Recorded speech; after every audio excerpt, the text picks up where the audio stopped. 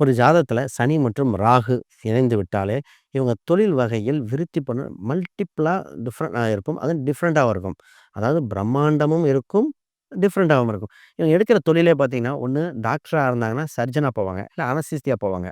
இதே லாரி, இந்த மாரி டிராக்டர் இந்த மாரி கனரகா வாகனங்கள் ஆசை இருக்கும். வெளிநாட்டு யோகம் உண்டு. நெறைய பேர் பார்த்தீங்கன்னா, வெளிநாட்டுல போயிட்டு வரக்கூடிய அம்சம் இருக்கு. நெறைய கேமராமேன், சினிமா சம்மந்தப்பட்ட எடிட்டருக்கு இந்த யோகா அமைப்பு இருக்கு. டயர் இதெல்லாம் மாத்தி கழட்டி சேல்ஸ் பண்ற யோகம். இதெல்லாம் பொதுவா தொழில் ரீதியாக. இப்போ ஒரு ஆண் ஜாதகத்துல இந்த கிரகச்சேர்க்கை இருந்தா, ஃபர்ஸ்ட்டு வேலையாட்கள் நெறைய பேர் போட்டு செய்யக்கூடிய அம்சம் உண்டு. வெளிநாட்டிலிருந்து பொருளை வாங்கி விக்கக்கூடிய யோகம் உண்டு. ஒரு பெண் ஜாதகத்துல இருந்தா, அவங்க ஆன்லைன் மூலம் பிசினஸ் எக்ஸ்பான்ஷன் உண்டு. இவங்க தலைமை தாக்கும் பொறுப்பு உண்டு. இவங்க நெறைய பேத்த போட்டு பண்ணலாம். செக்கு சம்மந்தப்பட்ட வந்துரும்.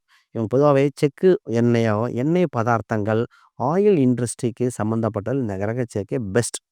ஆக மொத்தம் உறவு ரீதியாக சித்தப்பா என்ற உறவு, மூத்த சகோதர உறவு கசப்பு ஏற்பட வாய்ப்புண்டு. இதுல கொஞ்சம் கவனமா இருக்கணும். கால்களில் அடிபட வாய்ப்புடைய கிரக சேர்க்கை இது. அத மட்டும் பார்த்துக்கணும்.